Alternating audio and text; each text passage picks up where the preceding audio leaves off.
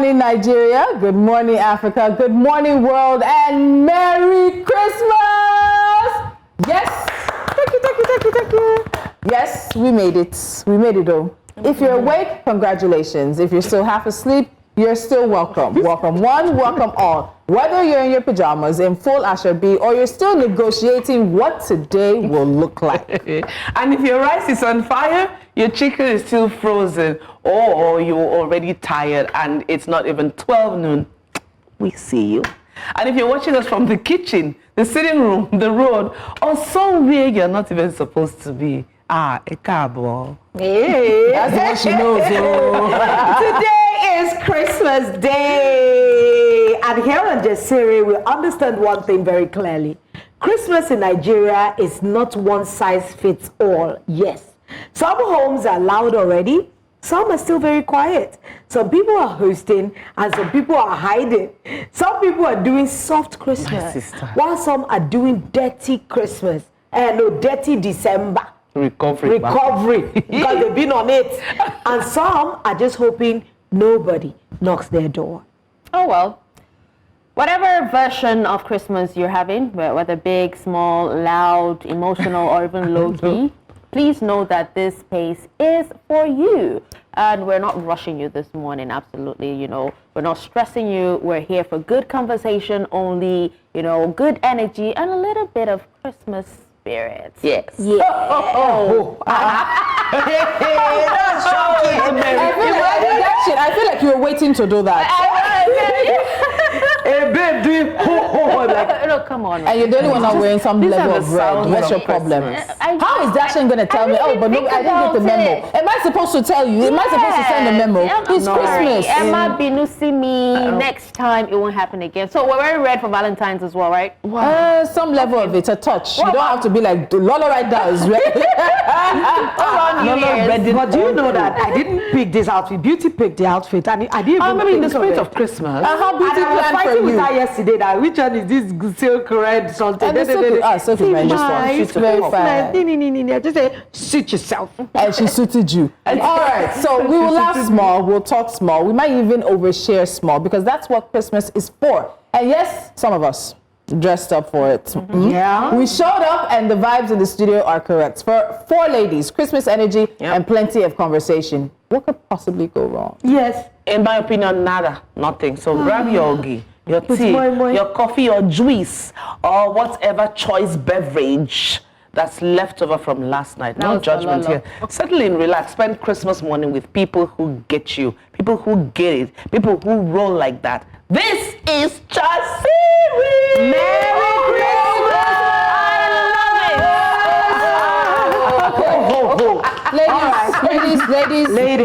Ladies. One chair. Yes. Let's rein it in because the rest of the next 2 stories are not so cheerful. Tolu. It's not my fault. I was just about to go into something. I was praying as I was writing script yesterday. Please let us have just take it.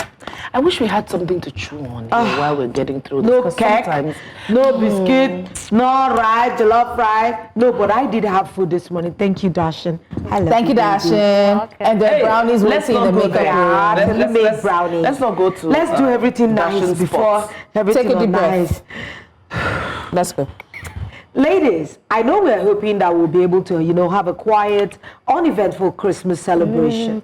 But sadly, this will not be the case.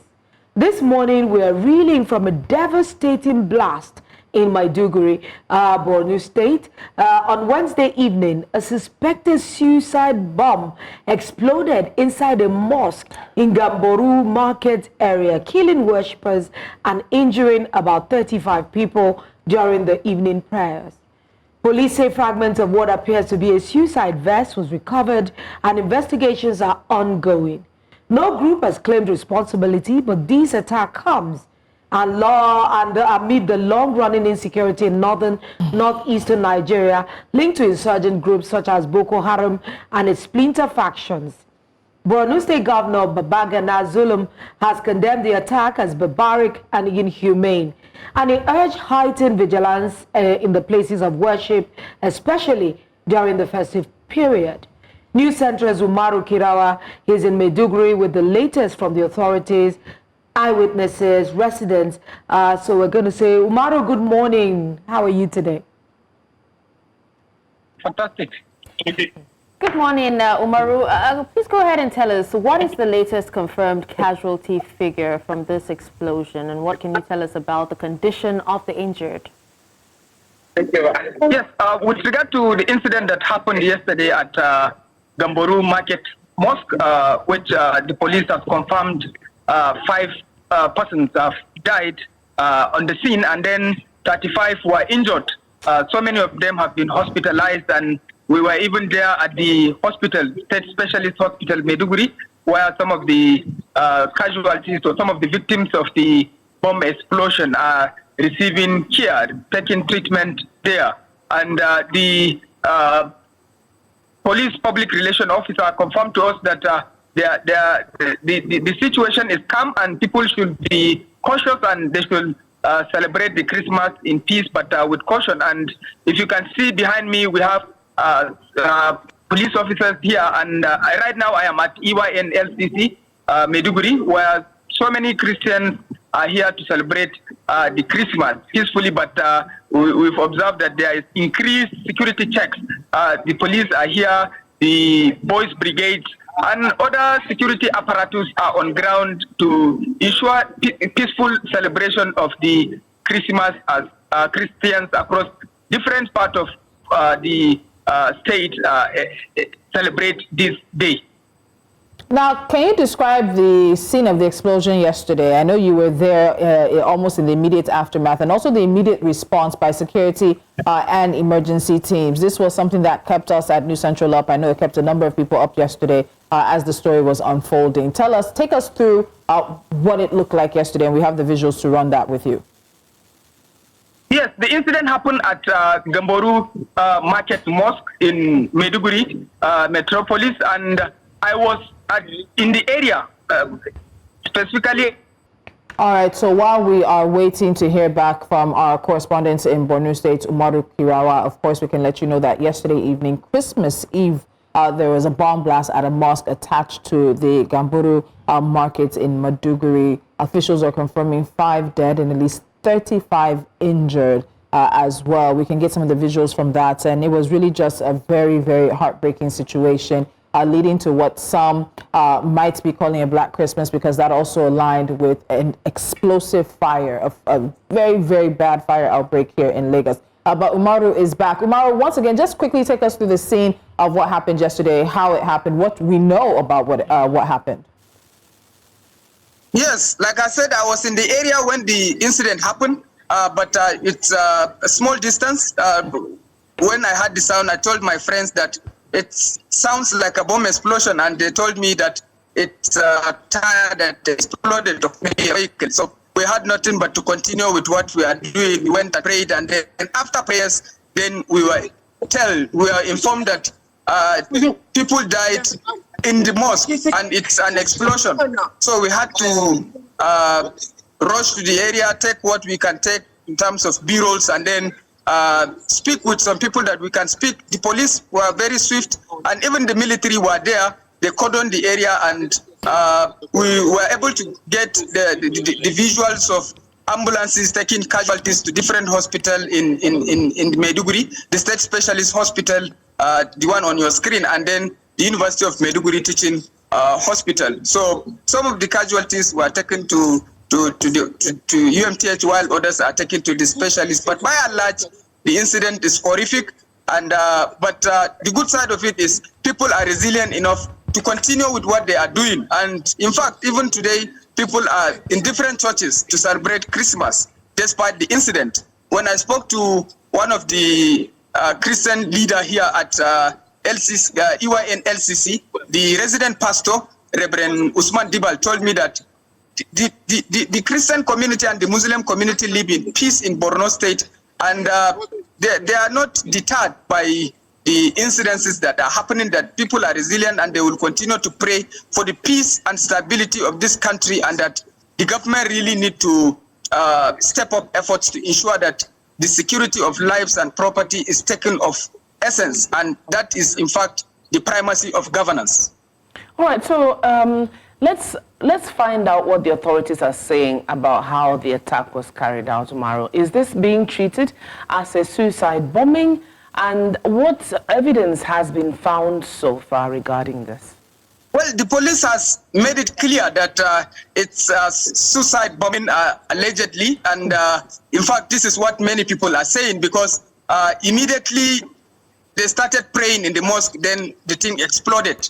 So the police are suspecting that maybe a suicide bomber slipped into the church, slipped into the mosque, and then exploded the explosive device. However, the police are investigating the situation, and we hope that they will give out significant ideas with regard to how to tackle future occurrence of this retrogressive act, so to speak. Umaru, I want to ask, has any group claimed responsibility yet? And what is the context of, similar attacks in Maiduguri and Borno in the recent years? Well, people in Maiduguri, the Borno State capital, in fact, so many people have forgotten when last explosion took place within the metropolis. It's something new to the people, and it's unfortunate that this is happening at a time when people are forgetting attacks and then bomb explosion within the metropolis and other parts of the communities, hinterland communities. However, many say that this will serve as a message, as a clear-cut message that security efforts should be intensified and chances should not be given, particularly with regard to checks by security men, and then ensure that public places like mosques, like churches, like schools and other public spaces are secured and people go about their day-to-day activities. I mean, Borno is enjoying peace, and everybody can attest to that. The level of peace that people are enjoying within the metropolis. It's just like communities in the hinterlands are suffering that, but it's unfortunate that something of this magnitude is coming back to Maiduguri. I just wanted to ask, has any group claimed ownership of this dastardly act? Well, for now, nobody has claimed, but it's obvious that the terrorist organizations in the northeast, in the Lake Chad, are well known. It's either Boko Haram or ISWAP. And these are the groups that are causing havoc, serious havoc within the Lake Chad. And as such, really, more effort really need to be worked out, particularly with regard to ensuring border security and continuous checks and balances across different parts of the state and across different locations, public spaces. Like behind me now, if you see, you will see men of the Boys Brigade and police are here. They are checking people that are going into the church. And this is what really need to be maintained, the continuous checks, so that this horrific incident will evaporate and people will not witness this unfortunate incident. Quite unfortunate indeed, Umaru. But what has been the reaction from local leaders, residents, or even the government, including comments from the Borno State governor or security officials? Yes, community leaders have condemned it. The governor has condemned it, and he has made very clear this is an effort to sabotage the post-insurgency recovery efforts in the state. And a lot of effort really need to be put in place, particularly by all stakeholders, citizens, the government, religious leaders, community leaders, and even people in the academic environment to intensify efforts towards addressing such kind of unfortunate incident that is causing fear in the minds of many. But the efforts of the government, particularly under the leadership of Professor Babagana Umar Azilim, is commendable. That is what many are saying. And in fact, the governor was at Mairari in Manguno day before yesterday, just to boost the morale of troops, frontline troops, and support them, encourage them to ensure the safety and stability of the state, and to ensure that people go back to their normal day-to-day activities of farming, of trading, transborder trade, and so many other things that Borno used to be known for. Yeah. So, Kirawa, let me just take you back to Lola's question about who has spoken. I know you spoke to Kenneth Dasso, the police public relations officer for the Borno State Command. I think that was late last night or in the early hours of this morning even. Can you tell us what he had to say about this before I ask my other question? He said about what? About the bomb blast. You spoke to Kenneth Dasso. Yes, he said investigate. The police has commenced investigation and they have cordoned the area to prevent maybe possible incidents. And he said that people should be calm and the security forces are on top of the situation. And he described the situation as unfortunate, uncalled for, and unwarranted for, and that investigation is ongoing. And he gave details with regard to the casualties and people that have suffered the incident. But by and large, the police are calming the nerves, the tension of the people in the community, that they should not be scared, but they should be cautious because anything can happen. Sadly. Okay, so you spoke a little bit about the community earlier, how it's been a while since a bomb blast like this has happened in Maiduguri. So let's talk about the community. How are the people feeling right now? Are they still attending prayers? Are they going about their normal activities? What is even the security situation away from where the bomb blast happened? What does the security situation look like across Maiduguri this morning? I know you've been out early looking at how the Christmas or the festive season is happening in Maiduguri. So tell us a little bit about how this has sort of seeped in into today as people attempt to go about their daily and normal activities. To be clear, Borno people are some of the resilient people that people can meet. Immediately after the incident, I mean, people go about their normal activities, and prayers is going on across different communities. And in fact, some people are even heading towards the area to see what happened and maybe give information to others that this is what happened. But the security forces are very clear with regard to restricting people heading to the area so as to minimize casualties if there is possible another incident. But by and large, socio-economic activities continued. I was at custom area last night when the incident happened. People go about their activities, selling and buying the prayers. And in fact, the Christian community are out today. They are out to celebrate Christmas. They are praying. They are praising the Lord. They are doing so many things. But one thing is clear. The security forces are intensifying efforts toward ensuring that people are checked before they enter places like the churches and then other places across different parts of the state. All right, Umaru Kirawa in Maiduguri, Borno State, thank you so much. I know we'll be checking up with you throughout the course of the day. There likely will be some kind of security briefing, so we know you'll also bring us the updates of that. Thank you so much for stopping by. Thank you. And I think the last point he made is a very vital one in terms of police ensuring that people do not gather there, because in some of these situations, either in the immediate aftermath of an explosion when people try to run to help, there's sometimes I'm not sure how often that has happened in Nigeria, but there are sometimes a secondary suicide bomber who is waiting for more people to come, to conjugate, to run to help, and then a secondary suicide bomber will also explode. Again, I'm not sure how many times that particular scenario has happened in Nigeria, but it is one that we see across the Middle East, one that we see employed with some of these terrorist organizations. And so I think it is important to make sure, keep people away. This is it's not a tourist destination. It's not a look and see. It's not somewhere you need to stop and view blood and whatever else may be on the floor. I think even just to honor the dead, let's not turn this into a spectacle.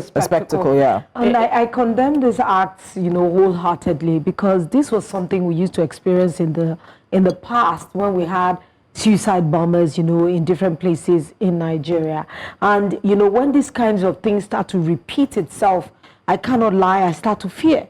Anxiety starts because we've seen the way this has played out with all this banditry, terrorism. Now it's becoming something that we're having to live with and cope with. And with the inclusion of suicide bombers again, it's something that I do not want to continue. And it's better that we nip it in the bud before the thing develops, you know. It's already hydra-headed. We spoke about it here. You know, where we're dealing with... fully resurfaces. Yeah, resurfaces, because this puts everyone in a crowded space at risk, because you can never know who and who.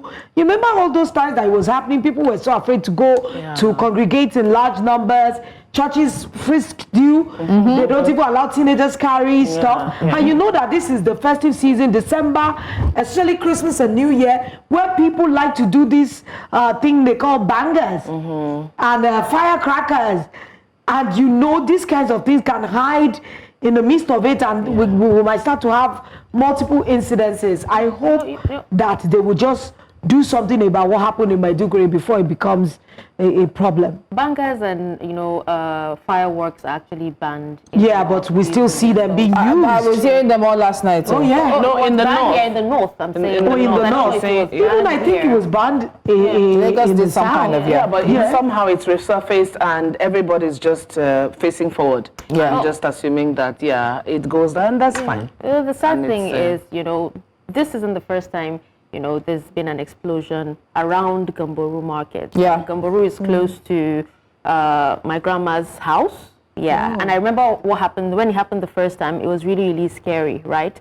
But then I know how hard that Governor Babagana Zulum has actually fought to keep the metropolis safe, because there's only so much he can actually do, you know, in the outskirts. But then he has fought to keep them away, and them coming in, it signals, you know, it signals fear.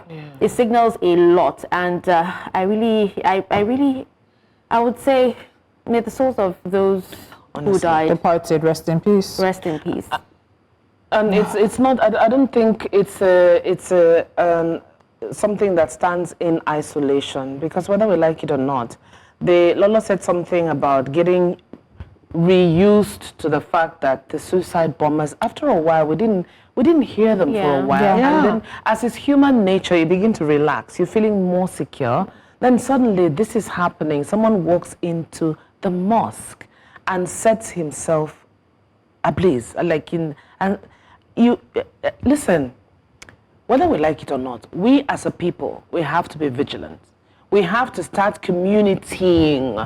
There has to be this community. Community is not a matter of just living in estates and just focusing on you and your neighbors. Sometimes we look at things and just assume that it's okay because you don't want to get involved. Me, if I were allowed, okay, look at me, let me just face up my own, you know, and then not involve yourself in what's going on that you think is not normal. Well, what do you mean by community? Are you saying we should go back to the days when we knew who our neighbors were involved in their lives, and we knew each other so intimately? Your child, okay, let's say Lolo is my neighbor. I don't need to worry even if I'm not around, because I know that Lolo will straighten my kids out when she sees that something is amiss. And the children know that if they come back and tell me, oh, Auntie Lolo beats me, I will not, first of all, I will beat you back. I'll beat you again before I ask what did you do that made Auntie Lolo beat you. We don't have that anymore because people are carried away by individuality. But we know why we don't have it, Catherine. Don't act like we don't have it in isolation of anything. We don't have it because people have been sexually abusing children. People have been sexually abusing children since time immemorial. Yes, but when you realize that it's happening with the people you trust close to you, why am I going to continue to trust neighbors? By the time I hear one story of a neighbor, one story of that neighbor, one story of that neighbor, why am I going to trust my child with a neighbor? Our parents never trusted our neighbors as well. That was why they always locked us in the house. You're not going out. But we didn't know that. And don't answer the door. Exactly.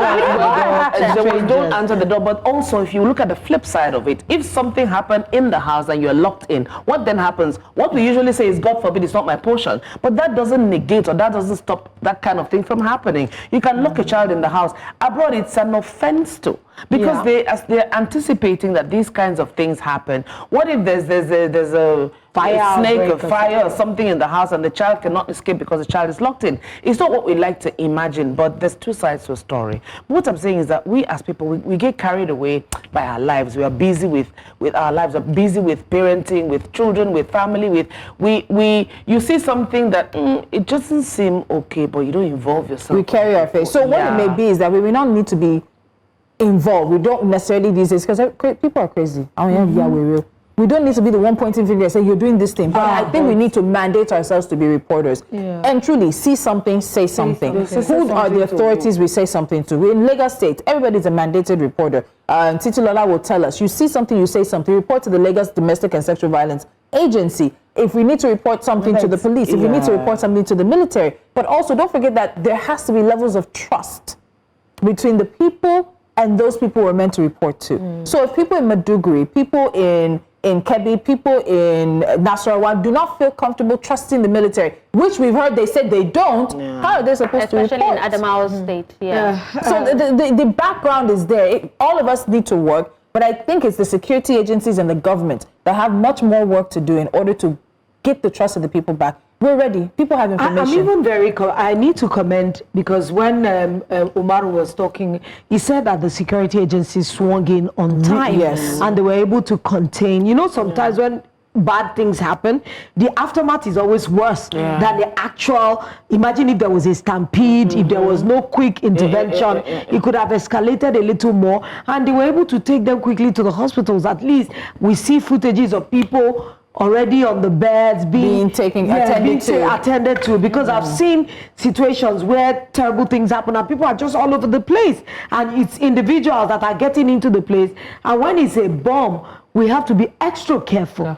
Because, and I'm sure they have to identify. They said they have found remnants of the vest. So there are some details coming out. It makes me who wore it is in pieces. It's who represented. It also makes me wonder what will happen when Babagana Zulum's tenure is over and someone who doesn't have as much passion for security comes in as governor. There's always that fear, not even with the northern governors. Anyway, this is a conversation that will continue to unfold. Or continuity. And as this aftermath of the explosion in Maiduguri continues to unfold, we will keep bringing you, News Central will keep bringing you all the latest throughout today, in the coming days, and our thoughts are with the victims, like Darshan said, and the families during this difficult time, because it's not what anybody anticipated. But up next, we get the latest also from the fire that broke out in Lagos. That's on Lagos Island yesterday. Stay with us.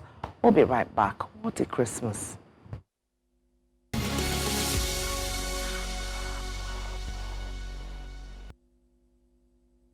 Well, this is shaping up to be a black Christmas for some in Nigeria.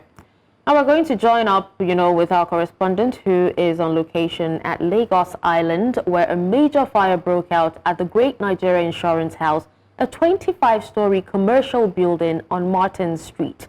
Now the blaze, which began on Christmas Eve in the late afternoon, quickly spread across multiple floors of the high-rise structure, used largely for warehouse storage, the sale of clothing materials, corporate offices and shops, prompting a massive emergency response. Firefighters from the Lagos State Fire and Rescue Service, supported by additional emergency teams, arrived on the scene minutes after the distress call and battled the inferno into the night. Now, property worth millions of naira has been damaged, and business owners and residents are anxiously watching developments. We now go live to Victor Mbadike for the very latest from the scene. Hello, Victor. Thank you for joining us. Hi. Oh, thank you guys for having me. All right. Officials, Victor, officials have said that there are no reported casualties. We're very thankful. Can you confirm that for us quickly? That there are no casualties at all? Well, I can't confirm that yet. Oh, okay. I cannot confirm that yet. I mean, as against what I've been reading also online and some of the messages I've been seeing as well. So we are here to meet with officials of LASEMA, officials of the Lagos State Rescue and Fire Service, who, of course, we understand will be speaking with us soon, maybe perhaps after this live interview. But what I can tell you categorically is that the Great Nigeria Insurance House, it starts about at least 22 floors. It's majorly a warehouse for clothing and textile materials. We also have shops in there where people sell these products. Again, there are offices in this particular building. As it is, the fire has been curtailed to this level. clearly, I mean, as at yesterday, it was really raging. And so you look at the amount of effort and hard work that the fire service officials have put. This is what we have now at the moment. But that's not all. Sadly, there are also buildings here that have also been affected too. So we have all adjoining buildings here have been affected in one way or the other, especially for persons who sell clothing materials. Just on my right-hand side there, look at this entire building, this structure. They are all shops where clothing materials are sold. All of them have gone down the drain. On my left as well, this building has also been affected. So basically, when you say there are no casualties, of course, lives so far we understand that no lives have been lost, although we can't confirm that yet. But if you met with persons who have lost, their livelihoods here, maybe you can also categorize that as casualty too, because the question is, where did they start from? So, a 25-story building, this kind of blaze that we just saw, we may not actually know about casualties for the next few days. But let's talk about what the latest update from the scene is. How many floors? We understand that the Great Nigeria Insurance building is about 25 floors. So do we know how many floors are currently affected? How is the firefighting operation progressing? Because there's still a fire behind you. So we can't even say the fire has been fully put out. Are the firefighters allowing this to just burn itself out? What's the situation with that? And I really want to ask, this rubble behind you, is that a whole building that has come down? Absolutely. That's a whole building that I mean, it's part of the building studies, which means that this particular other structure that is still standing might be falling down off very soon, because the base or the foundation of this particular long structure is already on the floor. Now, you talked about whether or not this fire is allowed to fizzle out. Not actually, no. So the fire service had a challenge earlier on in terms of enough fire trucks. Just about a few minutes ago, we had about 2-3 more come in. So it's just been one fire truck working all through the night. So now that we have more fire trucks, hopefully the entire fire will be put out. But at the moment, they're all working. Working so hard to see how much they can, solve it. But the truth is, if you look at this already, there's really nothing anybody can do about this. Even if the fire fizzles out, there's nothing else to save here. It's all gone. I did speak to a couple of persons earlier, and they felt that this incident may not have got generated to this point. They felt that they were too slow to, attend to this incident. They were too slow to, come in here to see what has already, been lost. So they felt that the Lagos State Government Fire Service were not really proactive. So, but then that's in the past. At the moment, they're just counting their losses and see how they can, take their lives, from here. Of course, we have the police on ground, to see how they can curtail the crowd who have been like a mess here so far. We have the fire service still here all through the night. Lasema is also here, and every other agency that you can think of are also here to see how much they can do. But the truth is, everybody seems to be gathering, the little clothes, bags, shoes, earrings, jewelry here and there that they can pick from, because it's all gone. It's all, and for the lucky ones, of course, they wouldn't want to wait for the fire to spread to their own shops as well, so they don't get the distance. They've also packed out of this place. But this is what Christmas looks like for them. For some of us who are probably going to be enjoying ourselves after this moment, they will not have anything to enjoy, because they'll probably go back to their homes and begin to think about where else to go from here, guys. Yet another fire in this same Lagos Island area. Do we have any details of the cause of this fire? Why is this area so prone to fire, and how are people reacting to this? Because, I mean, you said that it's, people are just counting their losses and picking what little they can. But I know that Nigerians, we're also known to be able to have this amazing ability to just count our losses and sort of say, okay, it has happened, and how do we move from here? But how are people reacting to this incident? It's just like you're asking, how did we get here? This is not the first time we're going to have incidences like this. In fact, we have thousands of them in the last few years. And so it's raises questions as to what are authorities doing to ensure that this kind of thing do not keep repeating itself. Borno Market, Lagos Island, basically can be very choky. Houses almost touching themselves. So when there's a little spark or a very little incident, it's most often than not, spreads to other places, which most of the time is what causes, this kind of big incidences. If Borno Market wasn't a choking area, if it was not a very busy place where you have so many persons, maybe we will not be having, in terms of numbers of casualties, in terms of number of goods destroyed and all of that.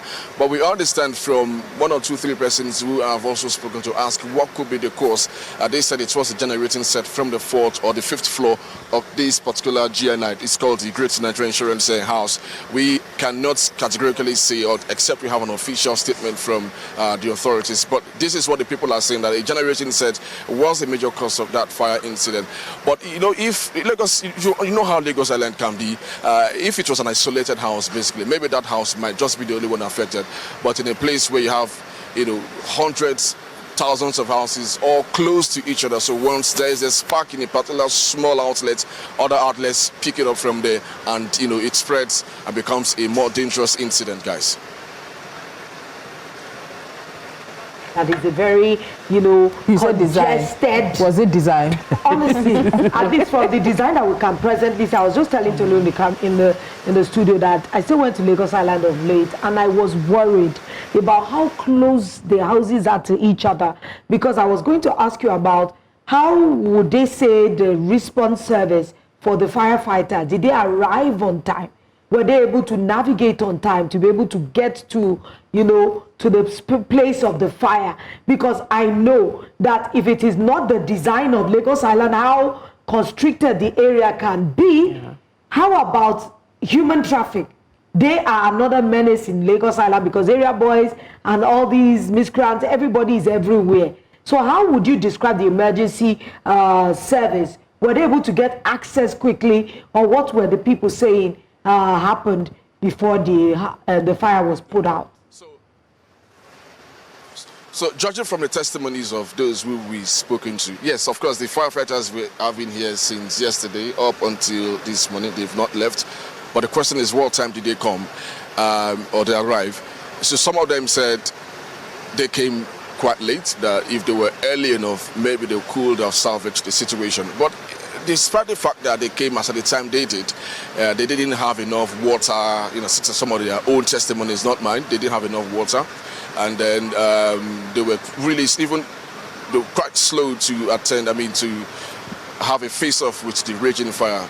Although other trucks came in much later, but that is not until it has already destroyed so many other things. But it's a real challenge. Again, another major factor is the fact that when these firefighters, came in here, they were met with, a hostile crowd who wouldn't want to even leave the scene. Everybody picking up their phones to take pictures and videos. In an emergency situation, you can imagine. So it took a lot of efforts. Sometimes, if possible, we're having to fight them off to leave the road and all of that before they could gain entrance into a place like this. Don't forget that Lagos Island is quite tricky, like I said. It won't even be easy for humans to move, let alone big trucks, particularly when you have a crowd who will not want to make way for response. So that's basically two major issues that caused that delay. Of course, when I speak to the officials, they probably tell us more reasons why they couldn't really meet up with time. But of course, this is the situation. A lot of persons are not happy that they came quite late or they didn't respond on time to the fire incident, because of course it has affected so many things and they cannot buy back time. This is their Christmas and they have to live off with it. You said that we're still going to see what the estimates look like, but you did show us that the fire spread to neighboring buildings overnight. And from what you're seeing on ground, do you think that any of these buildings may still be at risk? Lagos State will likely have to also seal them up and do some form of integrity testing, or then possibly pull some of them down because the fire may have damaged them. How is that being handled? What do we know about those other buildings that the fire did spread to? Also, by experience, you already know that the first incident, which is the major building, will definitely go down. So this structure, even if it keeps standing after this fire fuses out, will definitely go down to ground zero. Now, if my cameraman can come closer so I can show you some other adjoining buildings. This other building has also been affected, although not 100%, will likely go down because the fire has affected the integrity structure of the building. So these ones definitely will go down. In front of me as well, there's other buildings that have been affected as well, maybe slightly, but they definitely will go down because the impact of these particular first incident, that's the GNI building, will definitely affect the foundation or the structures of other buildings. So it will be in the best interest of those who live in these adjoining places to first of all evacuate while the officials do their job. Of course, these buildings will not stand the test of time. This one again, directly in front of me, will definitely go down. I may not know what might be the fate of the other buildings that were not really affected, but of course I know that officials in charge, that's in terms of Lagos testing materials and all of that, will definitely come around as soon as possible to see if these buildings will still stand. But I can tell you that this one, and this one in front of me, or the two in front of me, will definitely go down. So it's all back to square one, particularly for those who have businesses here. That's the situation, really, guys. Sad. You did talk about, officials continuing to do their work, but who are the officials or agencies on the ground? What are you hearing from them? Yeah, follow me, guys. So, of course, if you, in front of me, you have the Lagos State Police, officials from Lagos State Police. The CP, of course, of Zians did speak to us. We have the fire service trucks, about 4 of them on ground. You can see a fireman just right in front of me. Okay. Look at in my opposite, right, victims trying to see what let me quickly talk to Mr. Oliver. Mr. Oliver. Mr. Oliver. Mr. Oliver, I understand you're still trying to salvage your goods. How long would you keep in the place? Look at this. How long would you continue? How long would you be here to see what you can see from here? I'm finishing. I'm just about going. This is not a good Christmas for you. I know you have a shop here. What do you sell? How much have you lost? I've lost more than 10 to 20 million naira. My shop there, nothing was brought out from there. The shop is full. What we saw there is ashes. It's only the one that's in my shop that we are seeing. Now I'm trying to arrange and take it to the house because I don't have any place to put. The tool shop I'm using is on fire. This one is on fire, this one is on fire too. So this is all I have. I'm taking it to the house.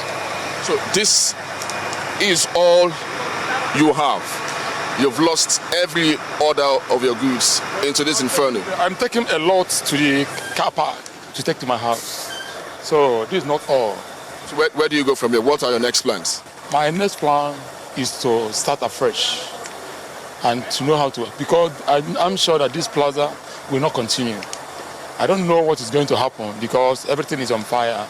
I'm sure from now to the end of this year, nothing is going on. You did allege earlier on that the fire service guys didn't come up on time, and that if they had responded on time, maybe this incident may not have escalated to this. Yes.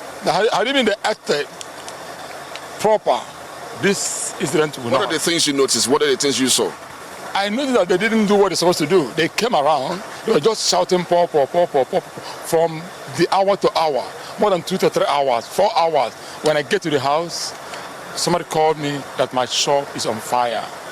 Then I enter the car and come back to the market. What I noticed that the other shop is on ashes.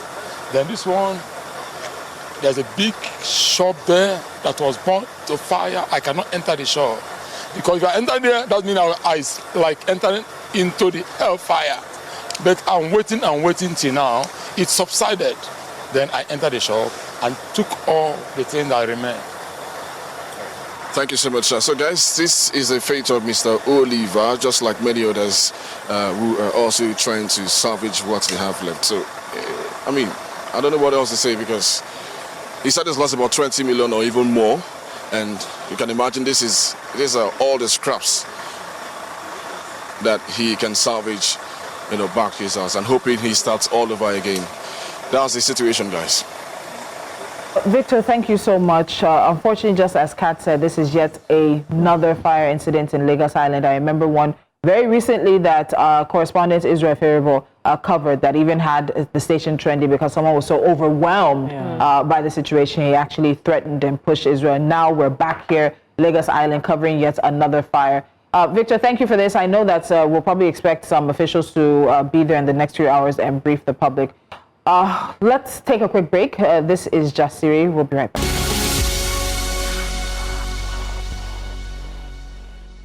All right, so this is the Christmas edition that we have for you on Jasiri. We didn't plan that it would be Christmas this heavy. edition? No, we saw so bad news everywhere. Yeah, that's what I'm saying. I didn't Bad news, bad stories. As I was coming this morning, as the bus was coming, we could still the whole the skyline was black, and there was still fire from the side. You know, we can see the ground, but we could still see the building from the top. There was still fire on different levels. Different levels of it. It was still burning, and that was about, let's say, 6:30 to 7. So if you saw in some of the visuals, they're still putting water on the fire. And see, fires like this tend to, because of, again, don't forget the materials. They said it's a material and textiles and combustibles. So fires like this in buildings like that, there's still going to be pockets of fire that will erupt over the next few hours, the next maybe day or two until the whole thing. But I'm even wondering, I have two things.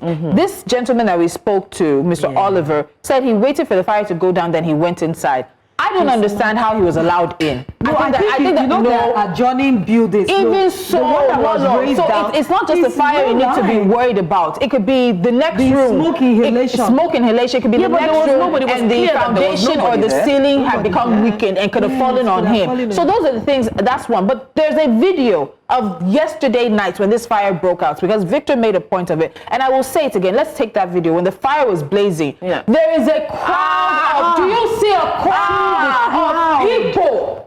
Nigerians, we don't even have any. It's like we don't have any disaster awareness. So we can play our response agencies, the Lagos State. If you've been to Lagos Island, that's my husband's family home area. I don't go. I've not been back since my wedding. I told you guys. If you go to Lagos Island, it is difficult to navigate on a regular business day, much less an emergency like this. So we can play the emergency response. Put the video back. It's important for us to see. We can play the emergency response and for their time taken. I think at this point, I hope Lagos Island has its own fire safety. I think they do. I think I've passed a fire station for Lagos Island that's already on Lagos Island. But to navigate the streets, then to navigate the people, let's put the video back up. It's a problem that happens. We will blame them. You know how building falls like they did with that blowout. Do you understand? We'll be blaming them, but we need to become aware and conscious. This is not where even stopping the emergency. I've never seen fire this big. Even the next building is impacted. You cannot tell me. You see all these wires that are crisscrossed. And yet again, it's a generator that was blamed. And let's not also forget. It's a good thing that there are no casualties. Let's not forget that we know. I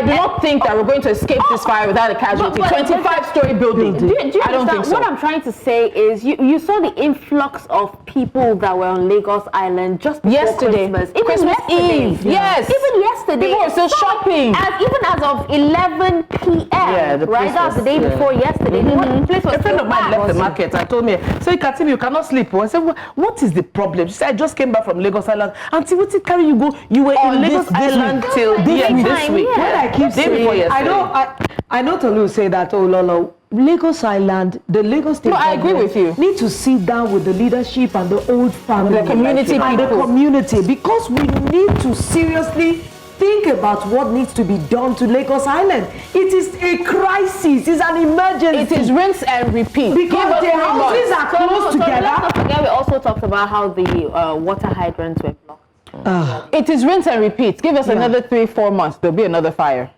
That's it. Do I say Merry Christmas? I don't even know. Merry Christmas. Enjoy your loved ones. Enjoy your family. Enjoy your chicken. We'll see you guys tomorrow. Oh God. I think it was Dashi's ho ho ho.